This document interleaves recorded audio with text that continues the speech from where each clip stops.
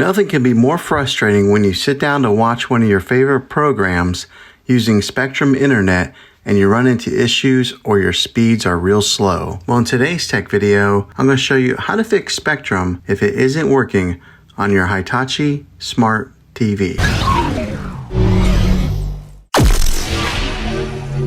I'm going to show you a few really simple ways to try and solve your problem and get you back up and running again. Now, the first one is the easiest one to try, and that's to unplug your TV from the wall outlet and wait 60 seconds. Now, don't be impatient here. Wait the whole 60 seconds, then plug it back in. This is very different from turning your TV on and off with your remote control. This is what we call a hard reset of your TV, so make sure you do this method. The next method would be to push the reset button on your modem or your router if it has it.